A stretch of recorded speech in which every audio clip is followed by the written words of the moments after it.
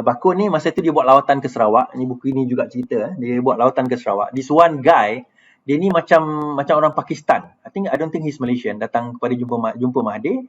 Masa on the way daripada lawatan ke Sarawak tu, dia kata, Sarawak ni, dia kata, ada hutan ni banyak. Apa kata kalau kita buat empangan kat sini? People are really like into apa orang kata, into a green technology sekarang ni. Dia kata, bagus juga buat teknologi tu. Yang masalah Mahathir ni, dia anggap diri dia bijak. Dia anggap diri ni dia pandai, dia anggap diri ni dia hebat. So bila seseorang bagi dia satu idea, idea itu kepada orang yang pakar, nampak bodoh lah. Tapi bagi orang yang tak tahu apa, benda tu nampak bijak. So dia kata, okay, the idea was, dia kata, kita buat bakun dengan masa itu 2000 kilowatt per hour.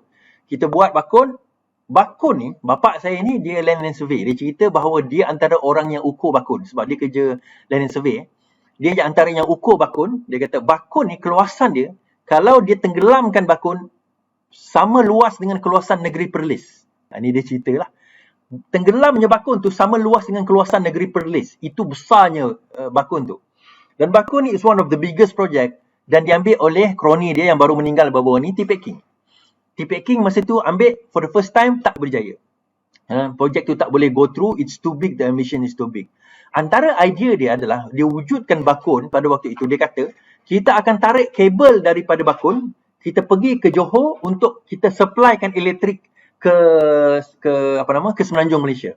Sebab soalan orang pada masa itu adalah, kenapa Sarawak perlukan sampai 2000 kilowatt per hour punya electricity? Sedangkan masa itu Sarawak dah ada coal, dah ada petroleum, dah ada bakun, dam-dam kecil yang lain, dan seluruh Sarawak dengan kepadatan penduduk yang tak sampai pun 2 juta pada waktu itu hanya memerlukan about 800 kilowatt per hour saja. Kenapa perlu sampai 2000? So untuk justifikan nak bagi projek itu kepada kroni, maka dia kata, tak, ini bukan untuk Sarawak ni. Ini kita nak tarik kabel underwater di bawah Laut Cina Selatan tu sampai, dan kita akan hantar ke Semenanjung. Kita akan jual elektrisiti itu ke Semenanjung.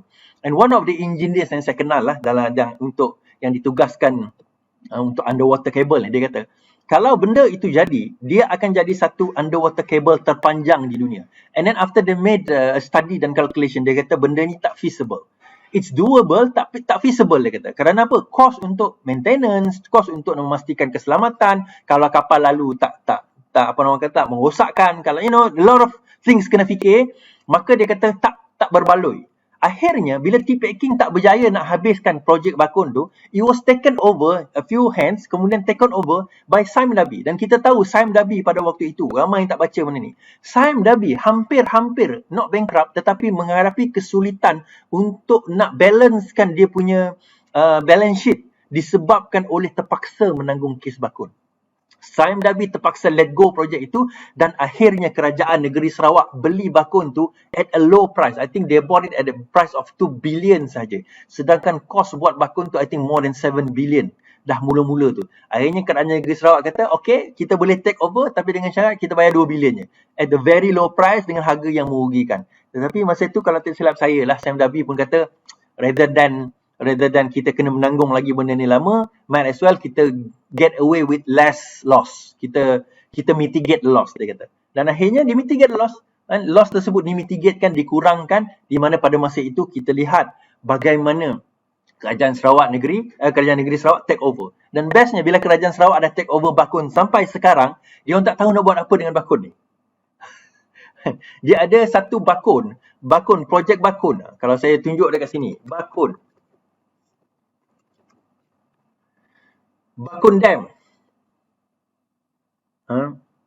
Dia boleh menghasilkan 2,400 megawatt. Silap, saya bukan 2,000 kilowatt, sorry. 2,400 megawatt. Lebih kurang 2 terawatt. Electricity. 2,400 megawatt. Sarawak tak perlu banyak sangat. Sebab kita bukannya ada banyak industri besar dan penduduk kita tak ramai. Malah kalau kita tengok bakun tu sendiri, orang sekeliling pun banyak yang tak ada elektrik. Jadi pada masa itu Type kata, okay, kita dah ada bakun, kita dah beli 2 bilion, jadi kita nak pakai apa? Guna apa dengan projek besar macam ni? So dia kata kita nak buat satu projek smelting factory. Tapi akhirnya, itu ada satu projek lagi, nanti kita akan supply electricity, kita akan jual kepada Indonesia.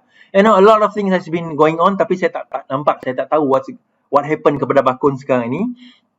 Dan apa yang berlaku, dia ada third attempt, 3 kali attempt, dan akhirnya the third attempt ni pada 2000 it was revived through 100% government owned company, Sarawak Hydro.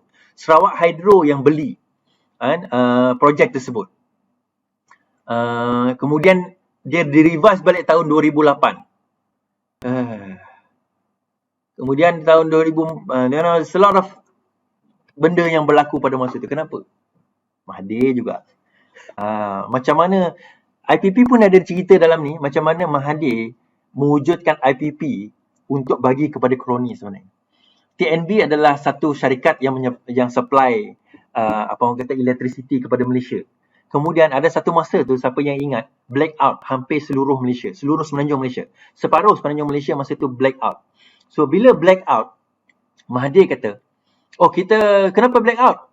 Oh kita kekurangan ke? Kekurangan electricity? Okey, kita wujudkan IPP. Apa IPP buat? IPP ni dia wujudkan electricity, dia buat electricity, buat electricity, kemudian dia supply kepada TNB.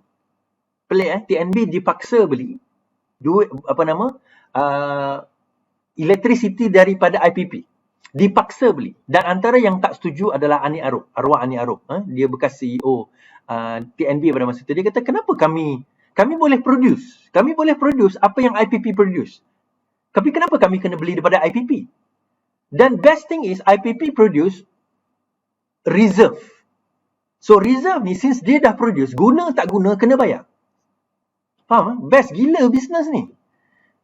Satu company diwujudkan, dia buat electricity, kalau tak guna pun still kena bayar. So dia jadi satu bebanan kepada TNB pada waktu itu. Sehingga at one time, liability TNB up to 30 billion. Sehingga diselamatkan oleh Cik Khalid zaman Pak Lah.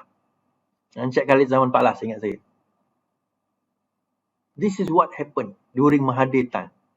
And kalau dia terus jadi Perdana Menteri, budak-budak engkau orang anak lah.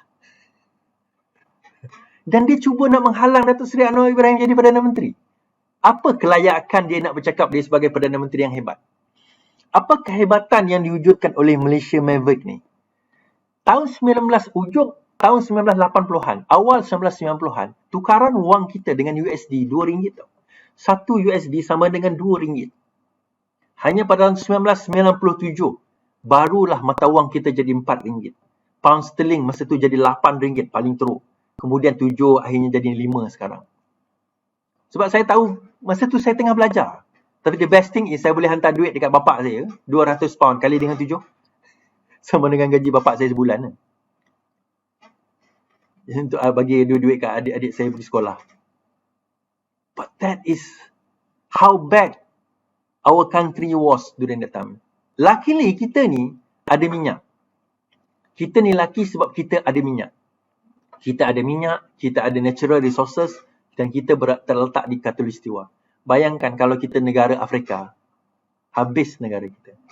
Dan habis negara kita.